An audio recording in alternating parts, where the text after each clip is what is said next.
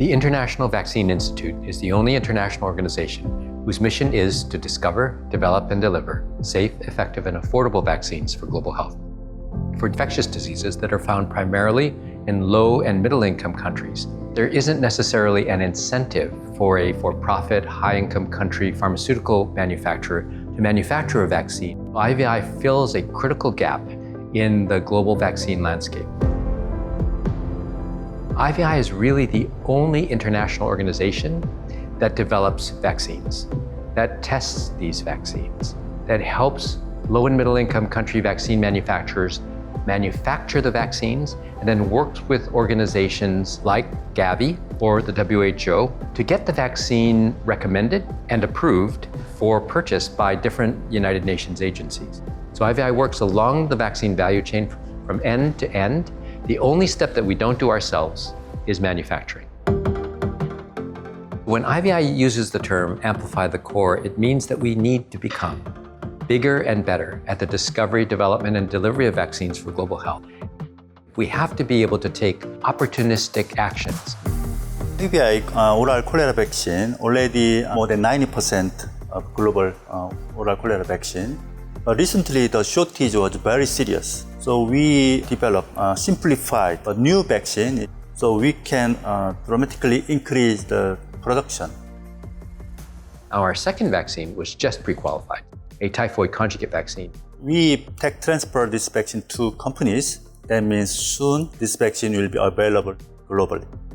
We not just transfer our technology, we also train.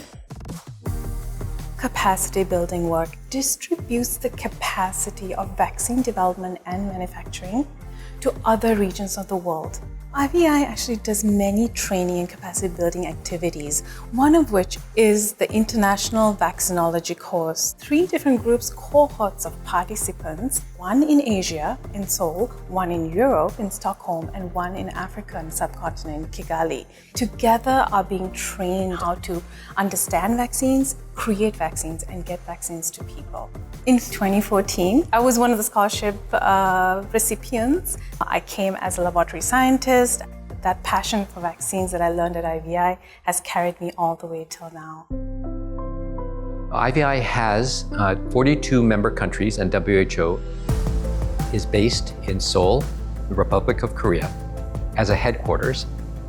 The Europe Regional Office was opened in 2022 with funding and support from the Swedish government. The funding allowed IVI to partially become a funder of activities, so we could now work on vaccines that we think are important during the pandemic. There was a lot of pledged funding for African vaccine manufacturing. The goal should be sustainable manufacturing. And so IVI's create an office in Africa whose goal it will be to support the development of a vaccine research and development ecosystem to support sustainable manufacturing and make it possible.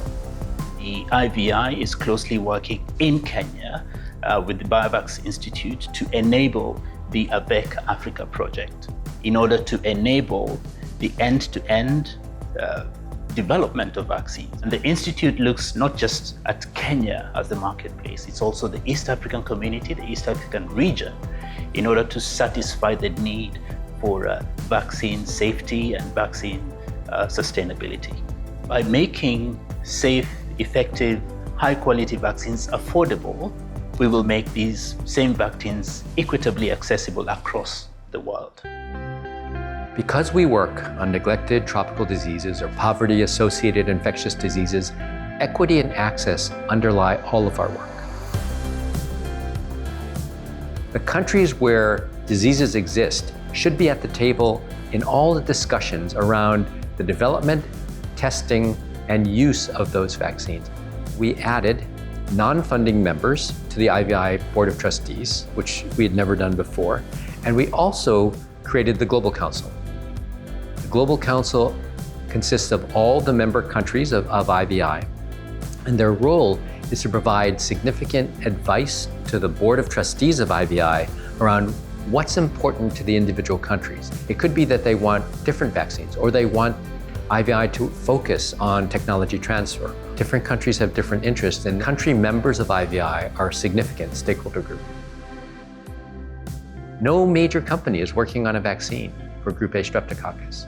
No major company is working on a vaccine for invasive non-typhonal salmonella.